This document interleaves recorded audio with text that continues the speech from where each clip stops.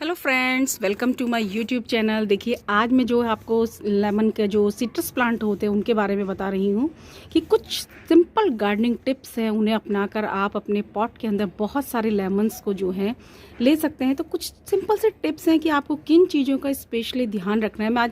मैंने एक वीडियो भी इस पर काफ़ी फ्रूट प्लांट पर कि गमले में ग्रो करने के लिए कौन कौन सी चीज़ों का ध्यान रखना चाहिए का अपलोड भी किया हुआ है।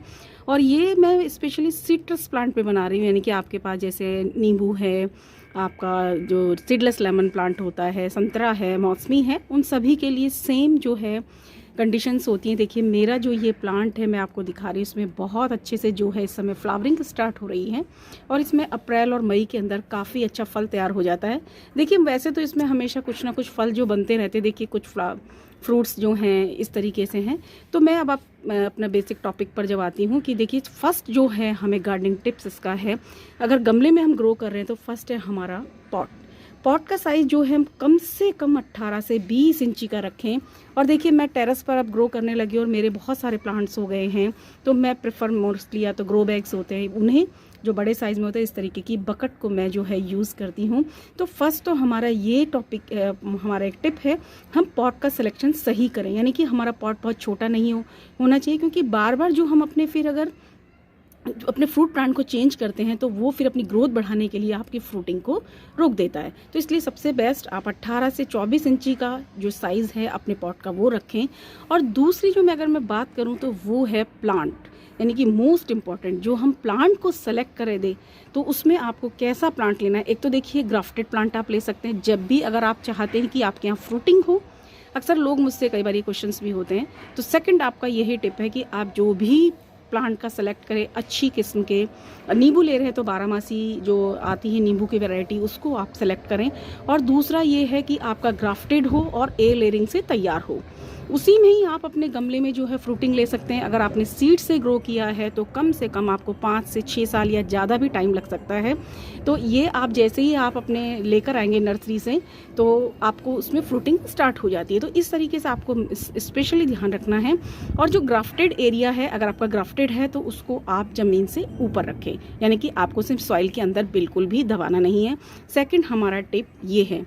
अगर थर्ड टिप की बात करूँ, जितने भी मोस्टली हम फ्रूट प्लांट को ग्रो करते हैं उन्हें प्रॉपर सनलाइट की ज़रूरत है। अगर आप चाहते हैं कि इस तरीके से, देखिए अगर मैं आपको अभी दिखा रही हूँ, देखिए सभी ब्रांचेस में इतनी ज़्यादा मैं प्रॉपर दिखा भी नहीं पा रही हूँ, और पूरी जो मेरा प्लांट है इस समय फ्रूटिंग से भरा हुआ है, यानी कि इसमें इतनी ज़बरदस्त फ्लावरिंग हो रही है।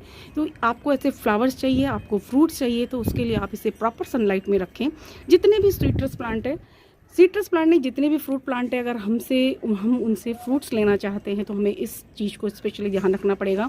6 से 7 घंटे की धूप हमारे प्लांट्स को जो है मिलनी चाहिए, तभी हम जो है फ्रूट्स को ले सकते हैं। और अगर मैं वाटरिंग की बात करूं तो अब वाटरिंग के लिए आपको क्या करना है कि समर में प्लांट को वाटरिंग की ज़्यादा ज़रूरत होती है, तो आपको ज़्यादा वाटरिंग करनी, यानी कि आपको हो सकता है 2 टाइम वाटरिंग करने पड़े। विंटर में वाटरिंग की कम ज़रूरत होती है तो हम थोड़ी सी कम वाटरिंग करेंगे। तो ये वाटरिंग का भी आप ध्यान रखिए आपकी।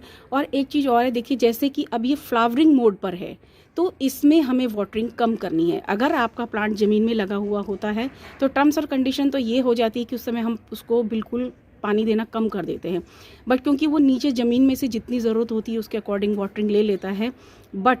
लेकिन हमने गमले में ग्रो कर रहे हैं तो आपको ध्यान रखना पड़ेगा, आपको वाटरिंग करनी है। बट इस स्टेज पर देखिए, जिसमें इस समय फ्लावरिंग हो रही है, वाटरिंग को अगर हम जितनी वाटरिंग करते हैं उससे हमें आधी वाटरिंग कर देनी है, पानी की उसको हम जो है बिल्कुल कम कर देंगे।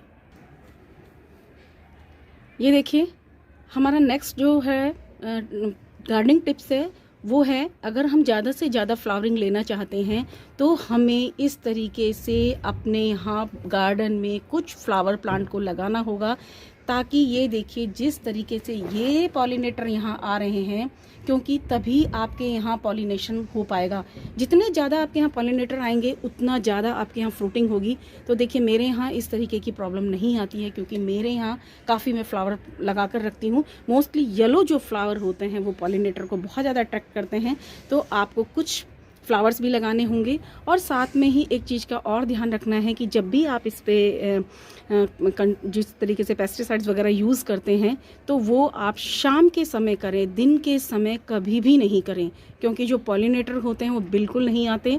और देखिए आपको इस तरीके की जो नेक्स्ट जो हमारा गार्डनिंग टिप्स है वो यही है कि जितने भी हमारे जो हम ये लगाते हैं प्लांट्स को गमले में ग्रो करते हैं, अगर हम इन पर कंटिन्यूस आप जो है नीम ऑयल का स्प्रे करते रहें, यानी कि एक टाइम फिक्स कर लीजिए कि हर 10 दिन में आपको अपने इन प्लांट्स पर नीम ऑयल का स्प्रे करना है। इससे होता ये है कि हमारे प्लांट को कोई डिजीज़ नहीं होती, वरना जो सिट्रस प्लांट है उन पे जो डिजीज़ हो सकती है, मिलीबग्स का अटैक हो सकता है, फिट्स का अटैक होता है, और एक तैले जैसी एक इसमें कीड़ा होता है, आप उसे देखेंगे कि उसका भी इस पर मोस्टली अटैक होता है। लेकिन अगर आप कंटिन्यूस नीम ऑयल का स्प्रे करते हैं तो ये प्रॉब्लम आपको कम आएगी और कम से कम प्रॉब्लम होगी, और ज़्यादा इसको कोई दिक्कत इस प्लांट को, सिट्रस प्लांट को नहीं इस तरीके की डिजीज़ इस पर होती है। और नेक्स्ट हमारा गार्डनिंग टिप्स है कि देखिए जैसे प्रूनिंग, जितने भी जैसे भी प्रूनिंग कब करनी चाहिए, ये भी एक हमेशा एक क्वेश्चन रहता है कि आप प्रूनिंग कब करें। जब भी आप अपने यहाँ से फ्रूटिंग ले लेते हैं अपने प्लांट से, उसके 15 से 20 दिन बाद अपने आप प्लांट की जो है ब्रांचेस को कट कर दें, क्योंकि हम गमले में ग्रो कर रहे हैं। जो भी फ्रूट प्लांट हम गमले में ग्रो करते हैं उसकी हमें प्रूनिंग करनी होती है, क्यों वरना प्लांट का जो फ्रूट हमारा जो साइज़ होता है वो काफ़ी डिस्टर्ब हो जाता है और हम एक निश्चित जो एक गेन होती है हाइट उसी को रख सकते हैं। एक मेरा एक कंप्लीट वीडियो है जिसका मैं लिंक आपको डाल दूँगी, मैंने उसमें काफ़ी सारा इस पर डिटेल में काफ़ी बताया हुआ है कि किस तरीके से इस तरीके से जो फ्रूट प्लांट को हम गमले में ग्रो करते हैं तो कितनी हाइट को हम रखते हैं। और देखिए नेक्स्ट जो हमारा पॉइंट है, जितने भी ये सिट्रस प्लांट हैं उन्हें काफ़ी मात्रा में इस तरीके की, देखिए जब इनमें फ्रूटिंग होती है तो काफ़ी हैवी फीडर होते हैं। कोई भी प्लांट हो इस तरीके से, जब उसमें इस स्टेज पर देखिए आपको काफ़ी उसे न्यूट्रिशन की ज़रूरत होती है, तो हम हमेशा उसे न्यूट्रिशन के लिए आप बहुत सारी जो फर्टिलाइज़र होते हैं हम उसे देते हैं। अगर लीफ स्टेज में है, देखिए इस पर भी मैंने एक कंप्लीट वीडियो जो है डाला हुआ है कि किस तरीके से जैसे जैसे प्लांट की कंडीशन होती है उस पर फर्टिलाइज़र डाला जाता है। तो इसमें देखिए हम सबसे पहले तो आप काऊ डंग मैन्योर ले सकते हैं। इस तरीके से देखिए जो ये फुली डिकम्पोज्ड आती है, आप वर्मी कंपोस्ट है जैसे ये देखिए, तो आप वर्मी कंपोस्ट ले सकते हैं या काउडंग मैन्योर ले सकते हैं। दोनों में जो है आप काउडंग मैन्योर ले तो फुली डिकम्पोज्ड होनी चाहिए, उसी का आप इस्तेमाल करें और अच्छे से आप इसमें प्लांट को अपने दीजिए जब लीफी स्टेज में है। और एक दूसरा फर्टिलाइज़र और भी है, देखिए जैसे ये है हमारा एप्सम सॉल्ट। एप्सम सॉल्ट बहुत ही अच्छा होता है प्लांट्स के लिए, और ये जो है फलों की, सिट्रस फलों की जो इसकी स्वीटनेस होती है उनको बनाता है। साथ ही अगर आप जब भी प्लांट आप लगाते हैं तो इसमें पानी का यूज़ करते हैं तो प्लांट शॉकिंग में नहीं आता है। तो एप्सम सॉल्ट के तो बहुत सारे यूज़ हैं और ये प्लांट्स के लिए बहुत ही अच्छा जो है फर्टिलाइज़र है। देखिए एक फर्टिलाइज़र और भी है जो आप यूज़ कर सकते हैं। ये देखिए आपको दिखने में ऐसा लग रहा होगा कि ये डीएपी है, ऐसा कुछ नहीं है। ये प्योर ऑर्गेनिक माइक्रोन्यूट्रिएंट्स हैं, यानी कि हमारा जो प्लांट होता है उसे माइक्रोन्यूट्रिएंट्स की भी ज़रूरत होती है। जिस तरीके से देखिए अभी ये फ्लावर स्टेज में है तो इसे बोरॉन की, जिंक, मैग्नीज इस तरीके से, क्योंकि बोरॉन की कमी से जो ये अपने फ्लावरिंग को गिरा देता है, तो इसलिए आपको जो है इस तरीके के माइक्रोन्यूट्रिएंट्स आपको ऑनलाइन मिल जाएंगे। इसमें जिंक, बोरॉन सारे हैं। तो मैं इन्हें जो है 10 एक पॉट के अंदर 10 से 15 दाने जो डालती हूँ और 1 मंथ के इसके पूरे सीजन में, यानी कि फ्रूटिंग के सीजन में 2 बार देती हूँ। और इस तरीके से जो है आप अपनी सिट्रस प्लांट की जो है देखभाल कर सकते हैं। और इस स्टेज पर स्पेशली बस थोड़ा सा आप पानी का ध्यान रखिए, यानी कि ओवर वाटरिंग बिल्कुल भी ना करें। ओवर वाटरिंग से जो है आपका प्लांट जो ख़राब हो सकता है। हमेशा पानी की सॉइल को चेक करके ही इसमें करें। तो ये कुछ सिंपल गार्डनिंग टिप्स है, अगर आप उन्हें अपनाते हैं तो आप ढेरों सारे जो है इसके अंदर फ्रूट्स ले सकते हैं। और जो एक्स्ट्रा ड्राई ब्रांचेस होती हैं उनकी आप प्रूनिंग कर दीजिए। और अगर आपको मेरे ये टिप्स पसंद आते हैं तो please like my channel, share and subscribe. Thank you so much.